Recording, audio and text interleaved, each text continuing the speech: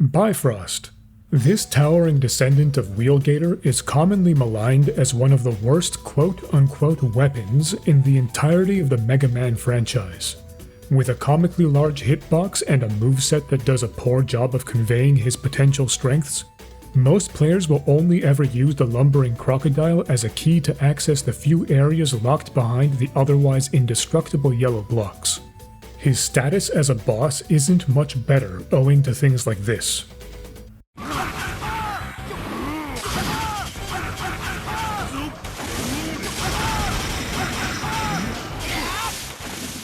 But it's really Bifrost's ineffectual nature as a playable character that's most lamentable.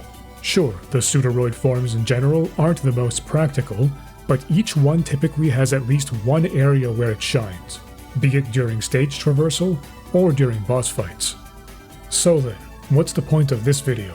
Well, at the behest of a longtime viewer, who also happens to be Bifrost's biggest fan and drew the incredible art for the thumbnail, I decided to investigate if Bifrost is capable of beating bosses on his lonesome. My trial run to see if this was viable at all was to take a look at which mini-bosses Bifrost can engage somewhat successfully. To my surprise, he's actually capable of taking down the King Flyer in Siarnaq's stage on Expert Mode without taking damage. Of course, fighting the other Pseudoroids and Biometal wielders is considerably more taxing, meaning that survival becomes the primary goal, although I do make a concerted effort to avoid taking hits whenever possible. This brings me to the breakdown of Bifrost's moveset and the rules for this challenge. Bifrost can launch spiky wheels forward, clamp down on foes with a wide-ranging bite, launch his icy fangs during said bite, use a tail whip by turning around, and finally, he can Goomba stomp his enemies. The rules are as follows. With one exception, I'll be attempting this using ZXA's dedicated boss fight minigame, which automatically sets the difficulty of each fight to Expert Mode, places a timer at the top of the screen, and provides preset items.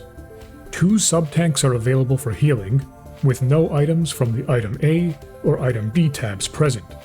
This mode is an excellent addition to ZXA. Bifrost is acquired late in the story, which locks him out of fighting a good chunk of the boss roster there. For the fights against the other Mega Men, I'll select Grey or Ash depending on which attack pattern Bifrost has an easier time circumventing. With all that said, let's get started with the fight against Buckfire.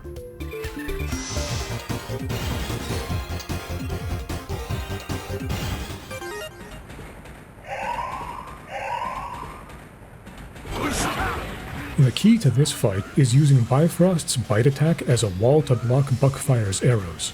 It's a neat bit of defensive prowess in Bifrost's toolkit that assists in mitigating damage. The bite is rather slow, so you have to be prescient when using it. Bifrost can also jump over Buckfire with his stomp attack, functioning like a mini pogo. Offensively, Bifrost's wheels are decently strong if afforded a chance to chip away at their target. Given that many of Buckfire's attacks lock him in place, the wheels do the bulk of the damage, with stomps and tail whips providing support. Minimizing damage taken during the first half is essential, because once Buckfire crosses half health, he begins spamming his double tomahawk, which is completely unavoidable. Obviously there's a need for good RNG here, but the fact that I was able to win on Expert Mode while healing only once is a superb result.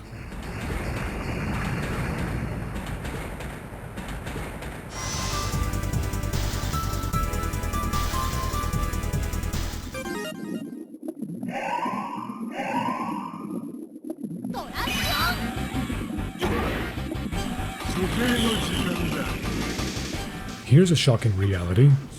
With the exception of Ice Carnival, Bifrost is capable of dodging all of Chronoforce's attacks, even when subjected to accelerated time. I'm used to performing risky dances between the barrage of icicles with other forms, so imagine my surprise upon discovering that the buoyancy of the water bestows Bifrost with some Jordan-esque hang time. Keep your eyes peeled whenever Chronoforce shows up from the sides. His quick swim has very little wind-up. Jumping preemptively can work, but you can also end up in an awkward position if he selects a different attack. As usual, Chronoforce's disturbing habit of spawning children and immediately sending them to war is easily circumvented. Once again, the stomp proves invaluable, letting Bifrost leap over Chronoforce by vaulting off his shell. For the regular Ice Needle attack, remember that you can manipulate whether Chronoforce swims upward or downward, depending on the timing of your jump. I'm fortunate to have found a pattern manipulation where Chronoforce doesn't use Ice Needle Quartet. It's possible to time an excruciatingly precise jump over it, or to block it with a bite attack, but both options are extremely difficult to execute. If not for Ice Carnival, no damage would be achievable. Believe me, I made an earnest attempt to try and swivel between the relentless barrage of splitting icicles despite Bifrost's clear disadvantage. I did actually manage to dodge the first half of the attack during practice, but the second half quashed my no-damage aspirations handily. Even so, this outcome is significantly better than what I'd anticipated. I thought this would be a brainless DPS race, but outside of Ice Carnival, it's all skill. Like Buckfire, one instance of healing on Expert Mode is all that's necessary.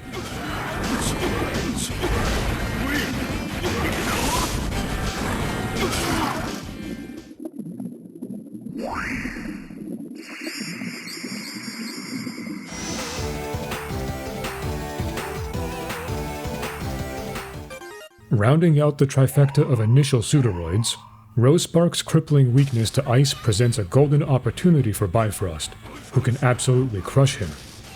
I fully acknowledge the chance-driven nature of this fight, but should you be graced with a favorable pattern, timing Bifrost's Ice Fangs appropriately results in Rospark getting stun-locked, leaving the bulbous plant unable to conjure any meaningful retaliation. Bifrost's bite can block Rospark's projectiles, which synergizes beautifully with his Ice Fangs. If Bulb Rospark encroaches on Bifrost's territory, a stomp attack can facilitate an escape. With a bit of dedication, Bifrost reaches the zenith of an Expert Mode, no-damage victory.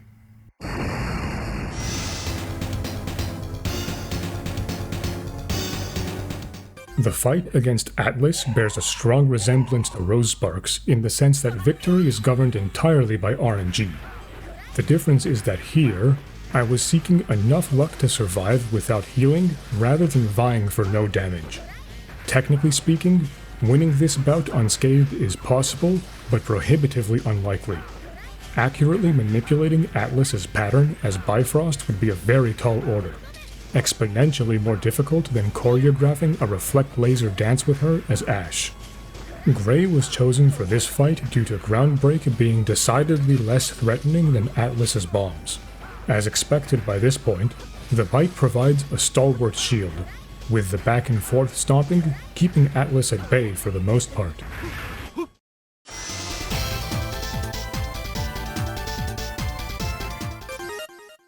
Ash takes point versus Siarnaq.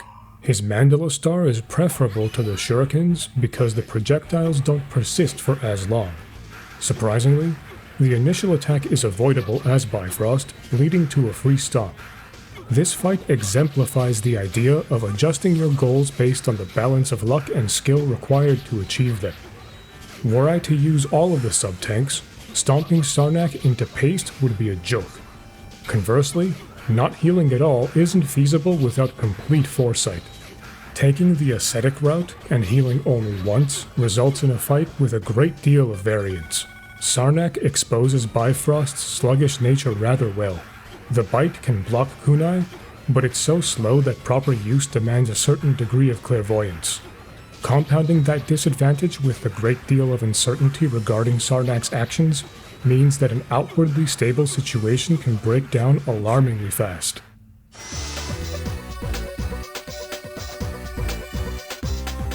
The coalescence of Vulturon's scrap cadavers, contact hitbox, wide-ranging attacks, and spiked speakers creates an oppressively cramped arena that Bifrost can't reasonably contend with.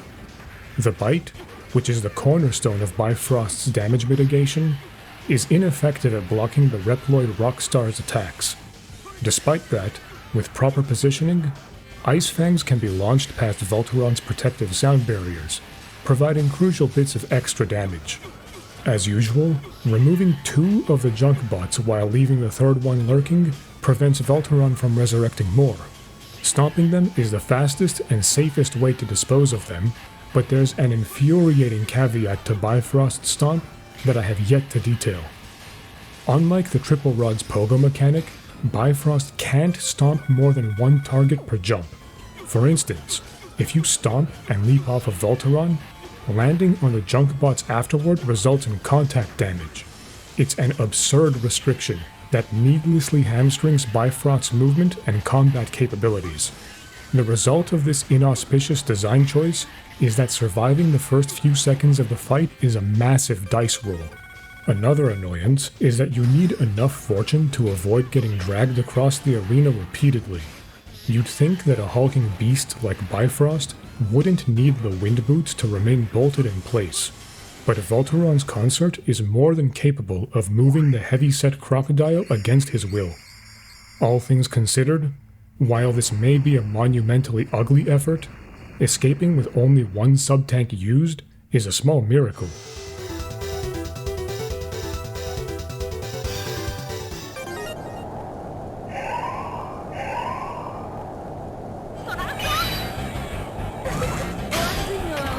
This probably goes without saying, but this battle is an absolute farce. Queenbee's fight structure and weaknesses are so specific that deviating from the norm is punished harshly. Model F and Rospark are the only sensible transformations to use here.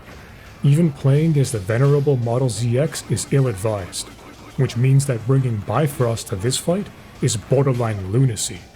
I'm not even going to get into any tactical analysis because of just how unpleasant the whole process of learning and executing this fight was. In the least surprising statement of the century, even once you've built a solid understanding of how to approach this fight as Bifrost, it takes lottery-style luck to succeed. The only genuine advice I'll give is that there is literally no circumstance under which you should attempt this. Nothing of value is gained from this enterprise. It really says a lot when Reploid form Grey and human form Ash can complete this fight and exert remarkably less effort while remaining spotless, whereas Bifrost's survival is contingent on the aforementioned RNG and the support of 2 full sub-tanks. Yes, lowering the difficulty would assuage a considerable degree of stress. But because I found that expert mode was technically possible during my research, I endured the several hours of attempts despite my boiling vexation.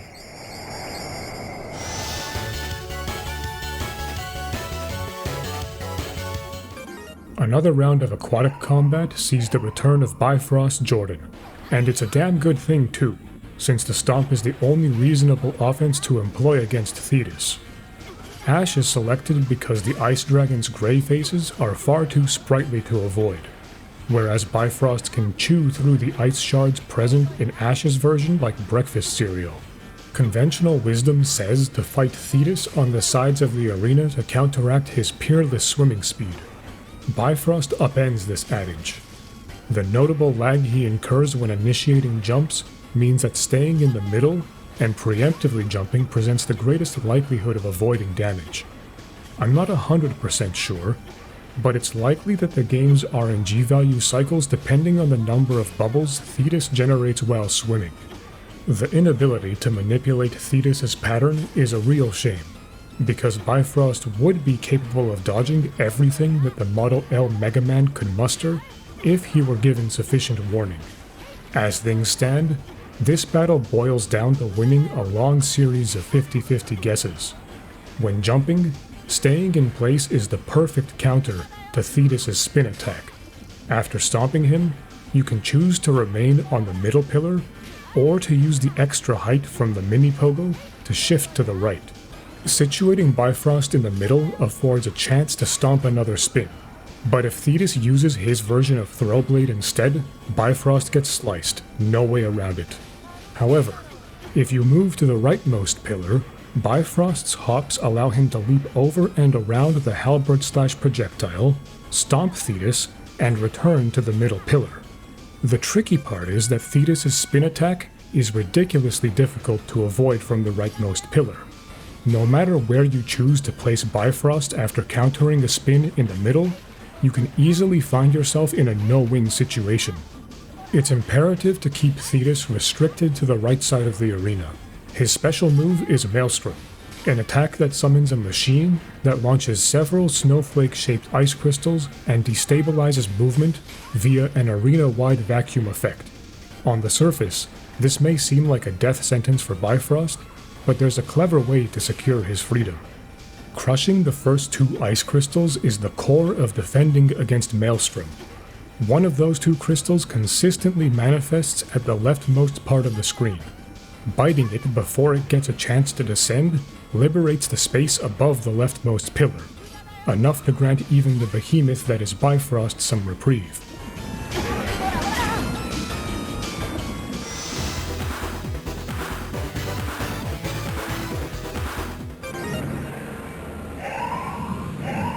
Aside from the glaringly obvious screen full of unavoidable lightning, some extremely specific RNG manipulation allows Bifrost to dodge all of Aeolus's moves. While the tornadoes can be blocked, the ability to jump over them is indispensable, so Ash takes the reins here. Freezing Aeolus on specific frames to alter RNG is the cornerstone of the fight. The first freeze is free, since it can be buffered at the start, but the second one is a real pain. The reward is a clean pattern during the first half, where Aeolus stands firmly in the middle as Bifrost channels his inner Mario.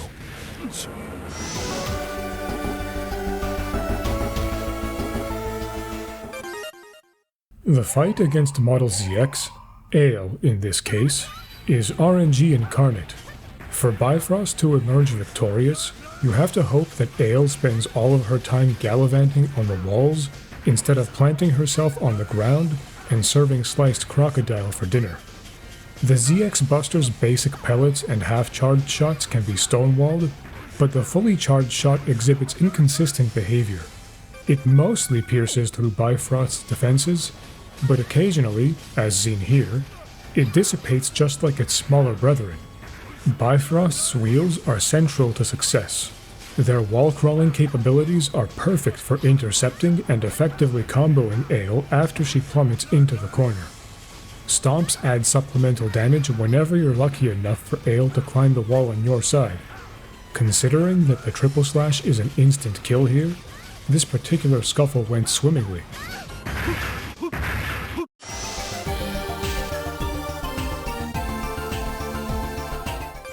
Welcome to Spark Mandro, 4 centuries later. Admittedly, this takes more effort than the X1 stunlock on account of Bifrost's Ice Fangs launching rather slowly.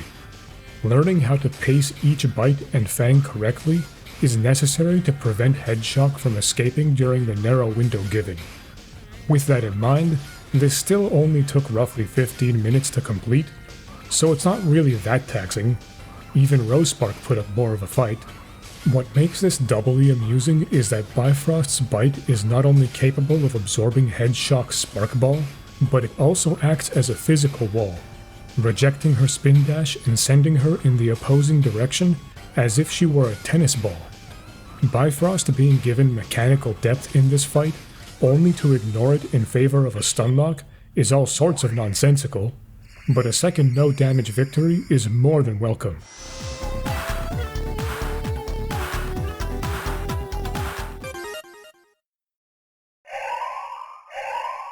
Using weak point strikes to alter RNG to your favor is integral to completing this fight. For example, ensuring that the tail whips at the start hit both Argoyle's and Ugoyle's weak points is mandatory. Doing so results in them skating around the arena in a beneficial manner, allowing Bifrost to periodically stomp the Shiseiroids. Despite the messy appearance of the battle due to all of the unavoidable hits, every single detail here was studiously researched, right down to using the knockback Bifrost suffers as a movement option for gaining a positional advantage.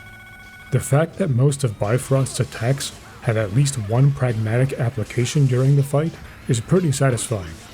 The wheels come in especially clutch.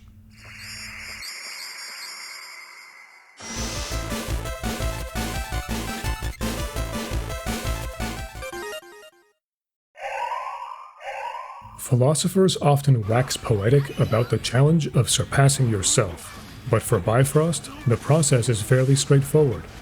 It just so happens that player Bifrost can stunlock boss Bifrost by repeatedly using the tail whip to strike boss Bifrost's tail, which induces a stun state. Of all the attacks in the game capable of inflicting this hit reaction, the tail whip is easily the best.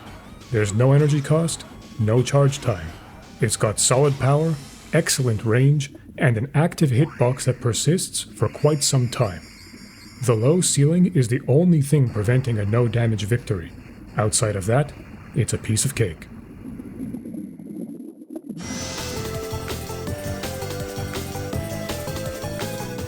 This isn't as bad as Queenbee, but Prometheus and Pandora will burn through your health reserves expeditiously unless you employ specific damage mitigation techniques. Both variants of Prometheus' standalone attack can be avoided, either by launching 2 wheels at the encroaching fire, or by making a simple jump.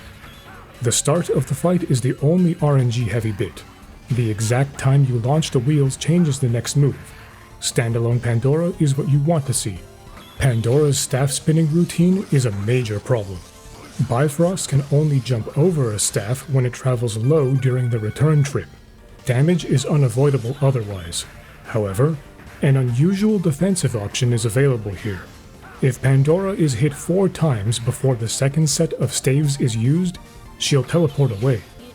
2 bites and 2 tail whips will do the trick, but the positioning needed to land clean hits through Pandora's barrier is incredibly picky. Prometheus roots himself to the ground during the siblings' tandem attack, so bite and wheel combos are ideal. Facing the wrong way when Bifrost takes damage prevents movement via knockback, which is paramount here. All that effort goes into ensuring only 3 instances of healing, a great result considering the potential for trouble.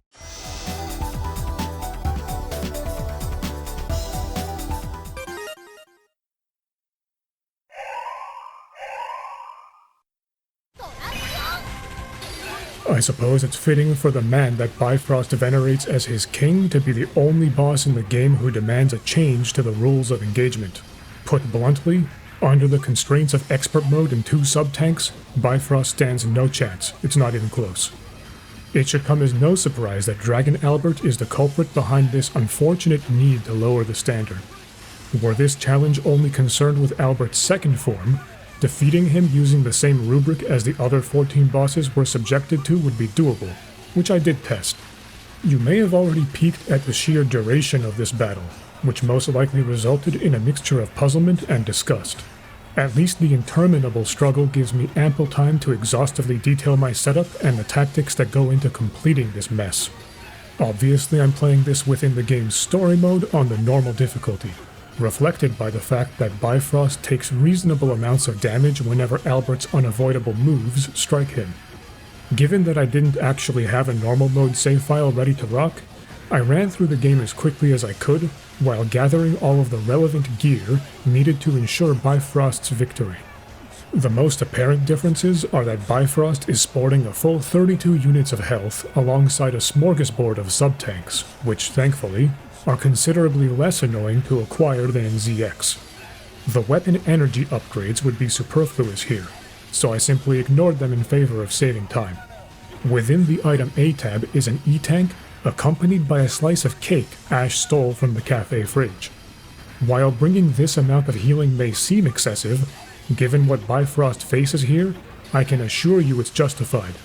I don't show the item B tab, but I procured 2 critical pieces of equipment that massively assist Bifrost. First are the wind boots.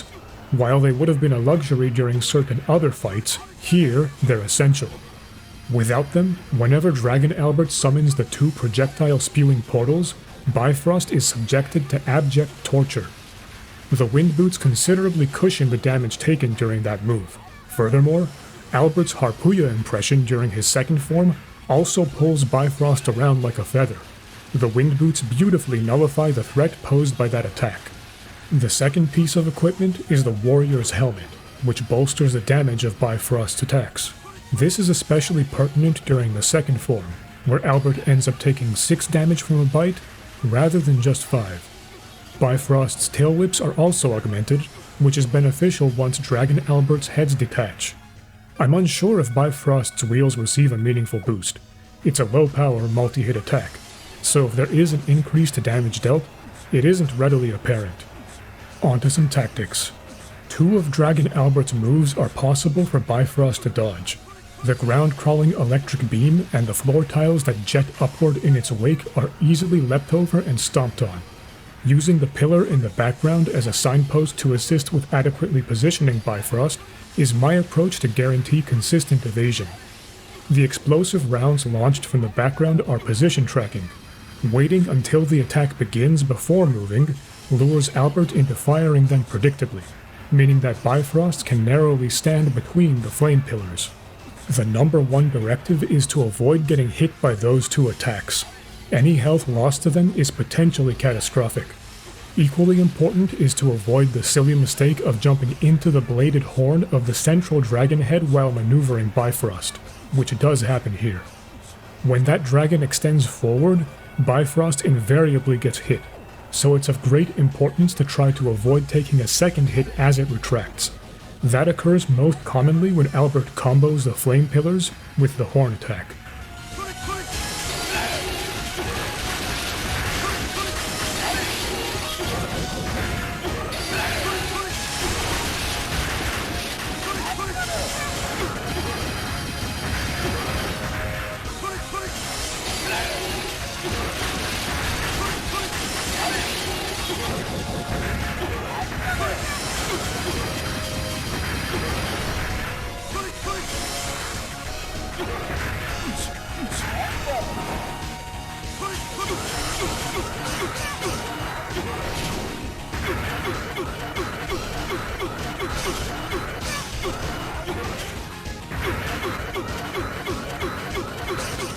The missile phase grants some breathing room. It's where Bifrost shelves the ineffectual wheels and instead tail whips Albert to death. The minute shots fired by the hovering dragon heads only deal 2 damage. Bifrost can leverage the invincibility frames granted by those projectiles to tail swipe the bottom missiles before stomping the top missile.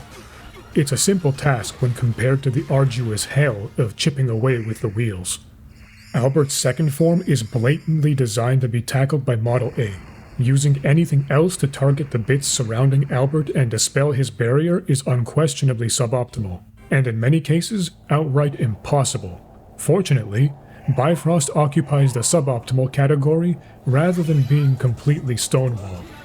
Bifrost's bite doesn't have the vertical reach required to chomp away at more than 1 or 2 bits at Albert's default height. It's still worth attacking the lower bits whenever possible, but the bulk of the damage is done during a specific move. Albert can lower himself and drag his bladed tail across the ground. With good timing, Bifrost can clamp down on up to 6 bits simultaneously, with a second chance presented during Albert's return trip. Properly punishing this move is the crux of removing Albert's shield. Once he's vulnerable, maximizing your damage output entails a combination of guesswork and reaction to intercept Albert with bites as he teleports around. The Model X style double laser is the only attack Bifrost can punish unharmed.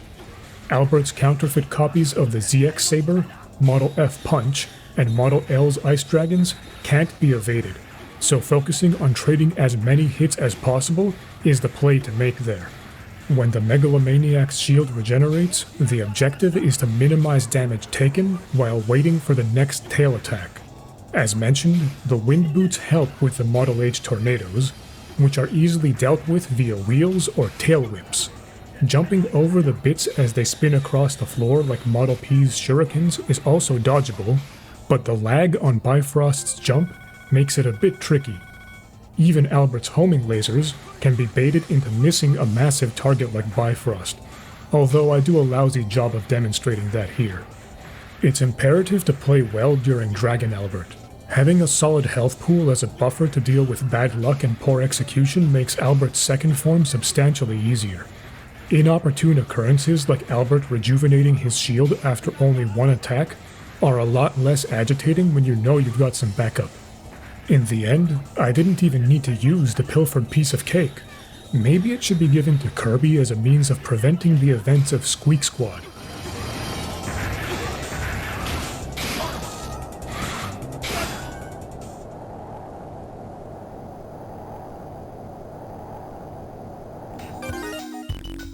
And that's a wrap. The result is that it is indeed possible for Bifrost to emerge victorious from every single major bout in ZX Advent without assistance from any other forms. With a few exceptions, it's rarely a pretty endeavor, but it can be done under the game's own rules with no need for cheat codes, ROM hacks, or modifications of any kind. The fact that Albert is the sole exception to the expert mode rule set is a very pleasant surprise, although Queenbee does stand right on the doorstep of the club. So the next time somebody tells you that Bifrost is completely useless, show them this video. Given many of the difficulties involved with completing this endeavor, you might not actually change their mind, but at the very least, you'll prove them to be technically wrong, which is all that really matters in the end, isn't it? Once again, I have to give major thanks to Pointless Field, who inspired this project and graciously drew the thumbnail art. This ended up being quite fun and interesting to work on, so I hope you enjoyed the demonstration. Thank you very much for watching, and take care.